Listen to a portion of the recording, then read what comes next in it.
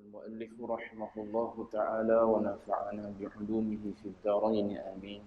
Yang kelima, hubbur riyasah, kasih kepada kedudukan untuk menjadi ketua. Tuan-tuan muslimin, muslimat sedang jemaah yang dirahmati Allah sekalian, alhamdulillah, sama dan selama-lamanya kita panjatkan puji syukur pada Allah. Dengan izin taufik hidayah Allah Ta'ala jua, pada malam ini kita sambung lagi bacaan kitab Titisan Hujan Lautan Sufi. Kita masih sedang melihat sifat-sifat mazmumah yang perlu kita jauhi ataupun yang perlu kita cabut buang daripada hati kita, andai dia ada dalam hati kita. Yang keempat hari itu adalah hubbul jah, kasih kepada kebendaan, yakni pangkat dan kebesaran. Pada malam ini yang kelima, iaitu hubbur riyasah, kasih kepada kedudukan untuk menjadi ketua. Kata Syekh, firman Allah Subhanahu wa ta'ala bagi menafikan jah dan riyasah, bagi menafikan pangkat dan juga kedudukan sebagai ketua. Tilkad darul akhiratu naj'aluha lilladzina la yuriduna 'uluwan fil ardi wala fasada wal 'aqibatu lil muttaqin. Tilkad darul akhirah, negeri akhirat, yakni syurga. Naj'aluha lilladzina la yuriduna 'uluwan fil ard. Kata Allah, kami jadikan syurga itu bagi orang-orang yang tidak menghendaki kepada ketinggian, wala fasada, dan kemegahan di muka bumi, wal 'aqibatu lil muttaqin, dan mereka yang tidak menghendaki membinasakan dan melakukan kezaliman dan penganiayaan di dalamnya. Itu masih lagi huraian kepada wala fasada wal 'aqibatu lil muttaqin, dan akibatnya yakni balasan yang baik itu bagi orang-orang yang bertakwa. Surah Al-Qasas ayat 83. Baik. Riyasah ni ataupun kedudukan sebagai ketua, semata-mata kedudukan sebagai ketua tak salah. Yang salahnya bila ada hub, cinta.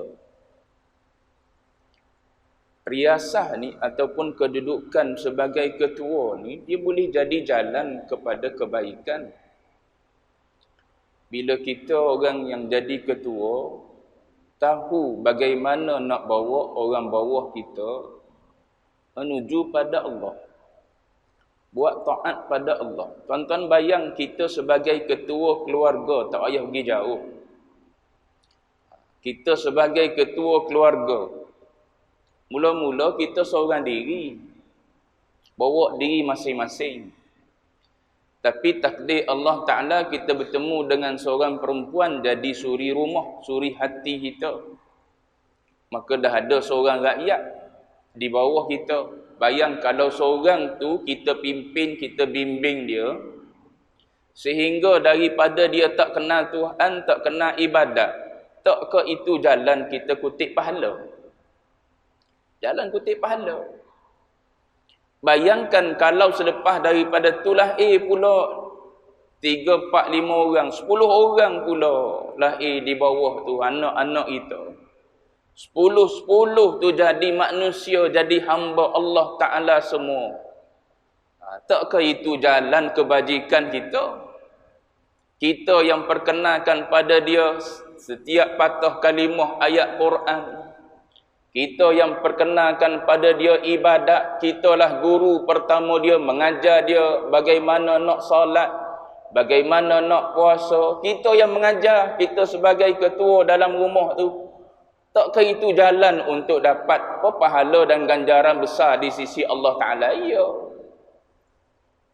Sebab dalam keadaan kita ketua, kita sedar, kita ambil atas jalan hazar, ambil atas jalan beringat. Tapi kalau tak beringat, jawab dia lepas gitu. Walaupun kita nama dia ketua keluarga, kalau kita tak beringat, bini kita buat apa pun kita tak kisah. Langgar perintah Allah Ta'ala pun kita tak kisah. Anak kita buat benda yang melanggar hukum Allah Ta'ala pun kita tak kisah. Kalau kita ni jadi ketua yang tak beringat dengan jawatan ketua Allah Ta'ala bagi tu. Tapi kalau orang beringat, tu dah jalan jalan untuk kita gapai pahala sebanyak-banyaknya di sisi Allah Ta'ala.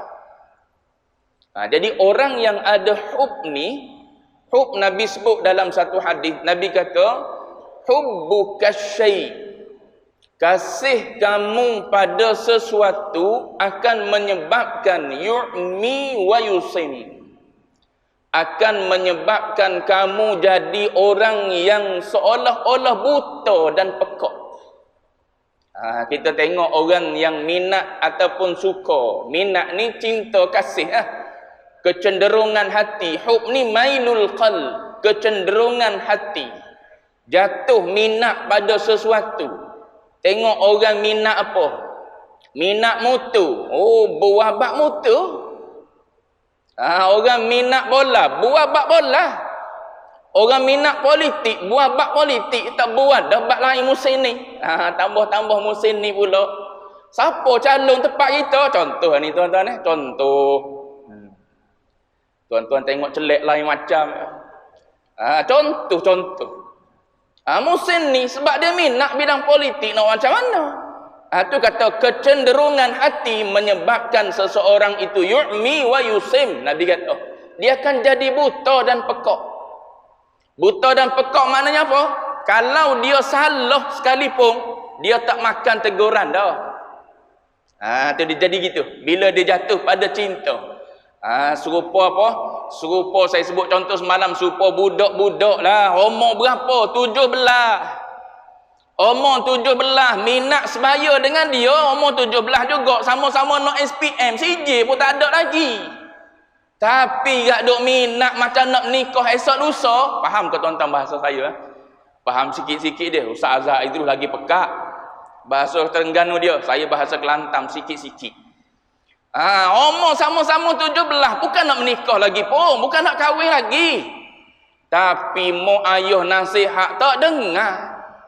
Bukan mak ayah nasihat, kaunselor panggil one by one, seorang sama seorang bercakap, mata ke mata bercakap, tak dengar. Sebab apa? Dia tengah mabuk cinta.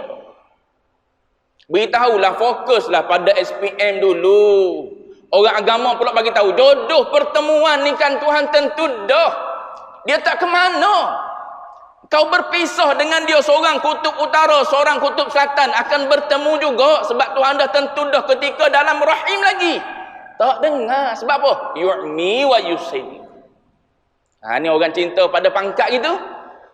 Dia naik atas, dia jadi ketua. Dia buat salah, tak dengar dah.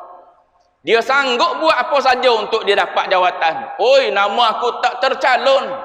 Aku molek-molek duk bagi sumbangan kepada parti contoh. Tiba-tiba kali ni tak naik nama. Nak buat macam mana? Cari jalan kita masuk parti lain. Ataupun kita bertanding atas tiket bebas. Macam mana nak buat ni? Kita kena bayar. Bayar. Kena keluar duit. Walaupun atas nama rasuah, atas nama apa sekalipun. Keluar. Sebab apa? Yu'mi wa yusim. Walaupun mari orang menasihat pada dia, mufti mari nasihat, contohlah orang agama nasihat, mak ayah nasihat bagi tahu begini yang benar yang betul, tak dengar dah. Sebab apa? Dia datang hub kepada riasah. Hub tu yang Nabi kata yu'mi wa yusim, menyebabkan orang tu buta dan pekak. Orang yang suka dan minat pada motor, duk main dengan motor, tak peduli dah. Duk gilak motor dia, bunyi orang azan Allahu Akbar, Allahu Akbar. Tak peduli. Duk gilak motor dia. Itu betulan saya pergi Maps. Hari apa? Hari Sabtu. Ada pertemuan geng rider 1.0. Penuh dalam kawasan Maps tu, geng motor saja. Semua geng motor. Saya nak cerita tentang cinta ni. Bila ada cinta ni, dia sanggup buat apa saja. Tu yang sanggup apa? Tuan-tuan tengok cerita Nabi, sanggup apa saja demi untuk mendapatkan cinta kekasih. Ni cinta ni kalau bawa menuju kepada Allah, cantik sangat-sangat. Kalau cinta ni kita jadi buta, jadi pekak dengan Allah Ta'ala, tu cantik sangat-sangat. Tak dengar ada orang lain sebut. Yang kita dengar adalah apa yang Quran dan hadis sebut. Sebab tu kalam kekasih. Seronok baca Quran. Sebab apa? Kalam kekasih. Seronok baca hadis Nabi. Sebab apa? Kalam kekasih. Kenapa tak jadi minat? Sebab tak jatuh cinta lagi dengan Quran, dengan Allah, dengan Rasulullah. Tu cinta menyebabkan kita jadi buta, dan apa? Kita akan jadi pekak, tak dengar orang nasihat, tak nampak walaupun orang bagi tahu pada kita perkara kebenaran. Sebab tu Nabi sebut dalam satu hadis, Nabi kata innakum satahrisuna 'alal imarah. Nabi kata, sesungguhnya kamu semua, kamu ni akan berlumba-lumba untuk mendapatkan imarah, untuk dapatkan jawatan kedudukan sebagai ketua, sebagai pemimpin. Nabi sebut. Nabi kata satahrisuna, tu benda akan berlaku. Hari ni boleh tengok dah. Hari ni boleh tengok orang lopak situ, lopak sini, bayar situ, bayar sini, rasuah situ, rasuah sini. Yang ni camp ni, yang ni camp ni. Aku camp ni, mu tak angkat aku naik, aku tukar masuk camp lain. Contoh. Tu semua tu Nabi dah bagi isyarat dah dulu. Satahrisuna 'alal imarah. Kamu akan tomak, kamu akan berlumba-lumba untuk mendapatkan jawatan ini.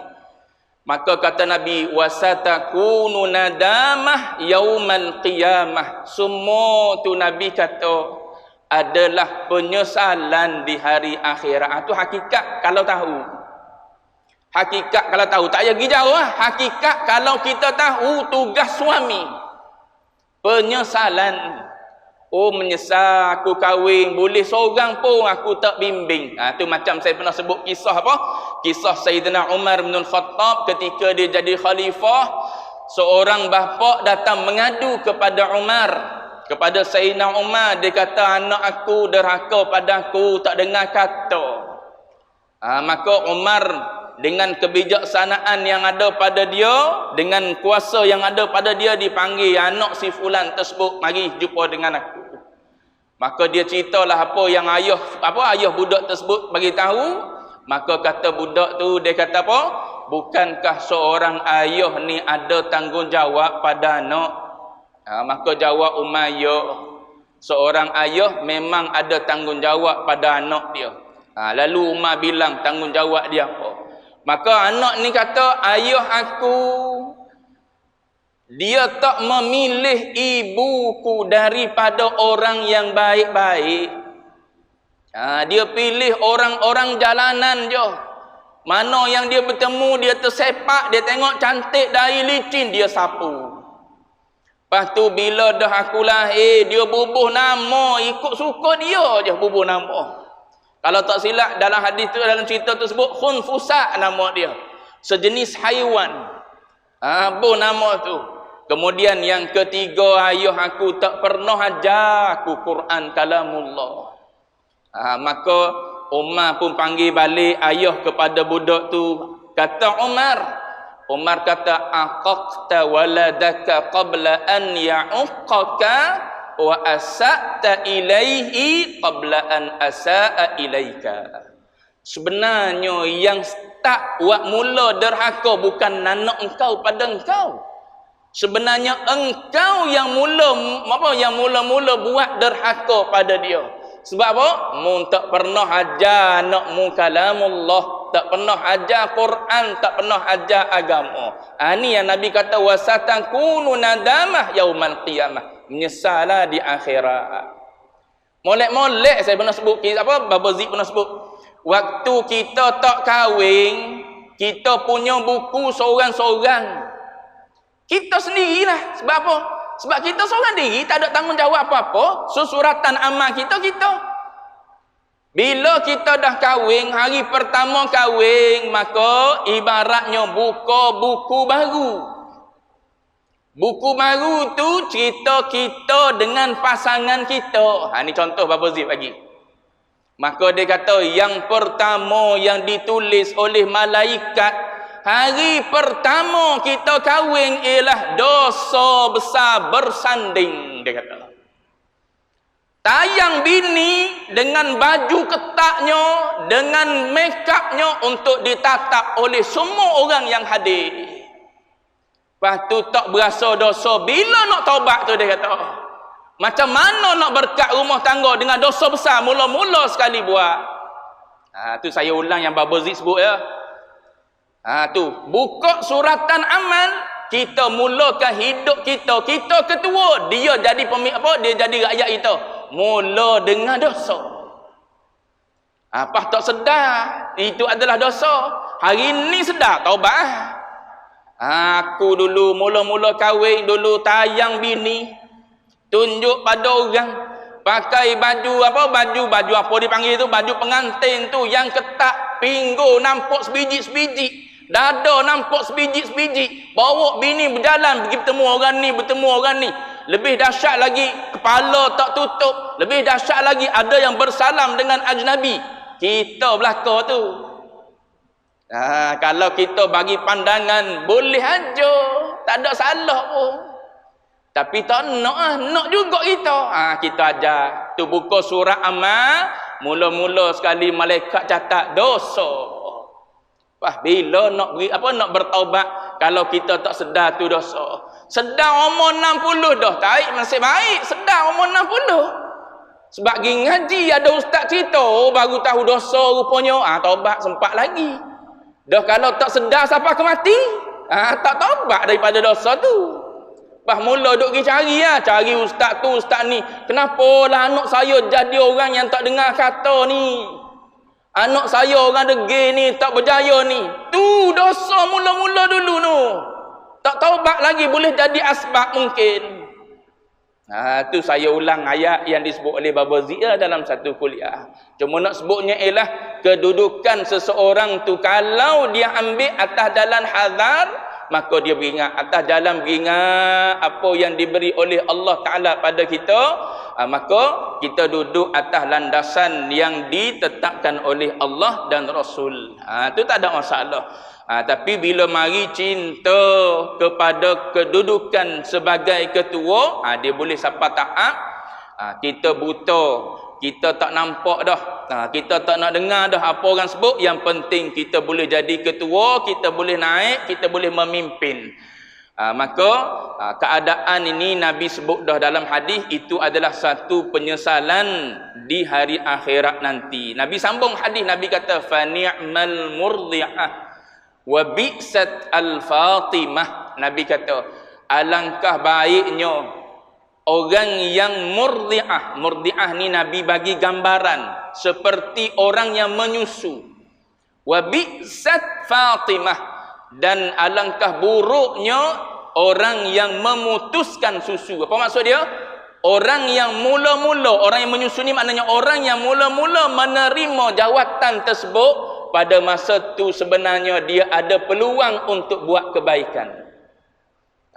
Kalau pada masa tu dia sedar, dia ambil jawatan sebagai MB, tujuan dia nak bawa seluruh rakyat dalam negeri ni kenal Tuhan. Nak bawa seluruh rakyat dalam negeri ni kepada kepada menjadi hamba kepada Allah, bukan hamba kepada manusia. Maka semua tu jalan untuk jadi kebaikan daripada Allah Ta'ala. Tapi kalau dia tak buat gitu, wa bi'sat al-fatimah, maka kata Nabi alangkah buruknya, ruginya, jahatnya kesudahan orang yang ada jawatan ada pangkat, ada kedudukan, tapi dia tak guna untuk menggapai redha Allah, pahala kebajikan di sisi Allah. Apa yang dia dapat? Yang Nabi sebut tadi, wasatakunu nadamah yaumal qiyamah. Dia akan jadi satu penyesalan, kehinaan di hari akhirat nanti. Baik. Itu satu, hubbur riyasah. Lepas tu panjang lagi lah. Sini dia cerita sikit-sikit ya. Ulama kupah panjang lagi. Ulama cerita tentang alamat lagi. Macam mana nak tahu kita ni ada sifat hubbur riyasah. Tu ulama cerita dalam bab lain. Dalam kitab lain ulama sebut pula. Cuma sini kita pergi ringkas-ringkas sudah. Baik. Dia pun bilang je kalau nak kira. Dia bilang je kat sini. Nombor 4 disebut saja je. Hubbul jah. Lepas tu dia terjemah. Kasih kepada kebendaan. Tak ada hurai sikit pun. Ayat Quran pun tak bawa, hadis pun tak bawa. Sini ada ayat sebutir. Dia masukkan tilkad darul akhirah yang kita bacakan tadi. Baik, yang tu nombor 5. Yang ke-6. Semua ni 4, 5, 6 ni semuanya berkait dengan hub. Kait dengan cinta. Yang ke-6 sifat keji lagi, iaitu hubbul madhi. Sukakan pujian orang. Ni jenis tak sedar diri ni gini dipanggil. Hubbul madh.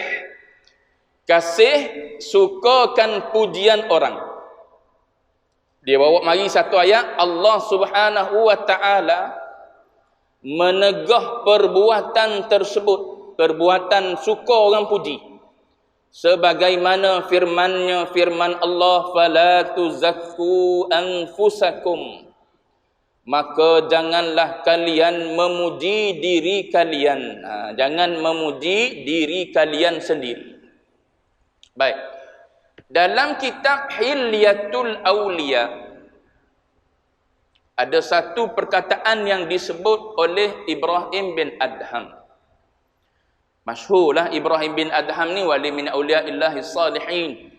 Kalau tak silap, kalau tuan-tuan buka risalah Qushairiyah, orang yang pertama, figure yang pertama yang disenaraikan oleh Al-Imam Al-Qushairi, Ibrahim bin Adham. Ibrahim bin Adham kata, balaghani, sampai kepadaku daripada Umar bin Abdul Aziz. Cerita tentang Umar bin Abdul Aziz. Ketika Umar bin Abdul Aziz ni menjawat jawatan sebagai khalifah. Ketika dia jadi pemerintah. Berita ni ataupun cerita ni sampai kepada Ibrahim bin Adham. Jadi dia ceritakan. Dia kata satu ketika Umar bin Abdul Aziz kata kepada seorang alim, seorang ulama, iaitu Khalid bin Safwan. Dia kata apa? Idni wa audis. Ringkas dia. Umar bin Abdul Aziz cakap, idni, tolong beri nasihat padaku. Lepas tu pendek-pendek je lah. Maknanya ringkas-ringkas je. Jangan panjang-panjang lebar. Nasihat yang pendek maknanya yang memberi bekas, yang memberi kesan pada jiwa. Baik. Kata Khalid bin Safwan, dia kata apa? Ya Amiral Mu'minin. Dia kata inna aqwaman gharrahum sitrullah. Ada segolongan manusia, kita boleh ada nyakit ni. Ada segolongan manusia, kata Khalid bin Safwan, gharrahum sitrullah, yang menipu diri mereka sendiri adalah tutupan Allah Ta'ala pada dia. Kita tertipu kita dengan diri disebabkan oleh Allah Ta'ala tutup aib kita. Allah Ta'ala kan antara nama dia Sattar. Ada orang pun nama anak dia Abdus Sattar. Saya ingat antara syekh yang pernah saya baca buku, kitab semasa mengaji dulu, Syekh Abdus Sattar almarhum. Orang alim Iraq, alim hadis. Cuma nak sebutnya ialah ada orang menamakan anak dengan Abdus Sattar, hamba kepada As-Sattar. As-Sattar ni maknanya yang maha menutup. Memang sifat Allah Ta'ala ni yang maha menutupi, tutup aib hamba dia.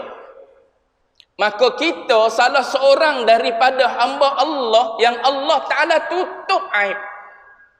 Saat kita duduk semayang, dalam hati Allah, kita lah tahu sangat-sangat malas semayang. Tapi bila kita semayang dengan rukuk kita panjang, dengan sujud kita panjang, contoh, orang tengok kita bagusnya dia semayang, tertibnya, terningnya, tenangnya, orang tengok, orang pun puji. Padahal dalam hati kita, ya Allah, malahnya aku. Tapi sebab orang ramah ni, kalau aku semayang macam aku semayang di rumah, apa orang kata? Contoh. Allah Ta'ala tutup.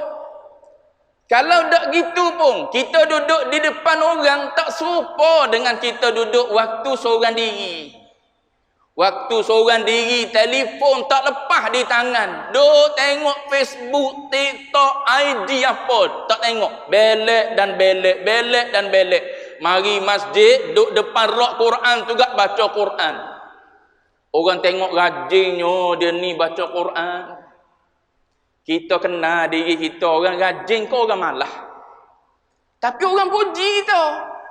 Tu inna aqwaman, ada satu golongan manusia kita boleh jadi salah seorang daripadanya, yang mana mereka ni tertipu dengan tutupan Allah Ta'ala pada diri mereka. Allah Ta'ala tutup aib yang ada pada kita, maka kita pun berasa macam kita ni sempurna.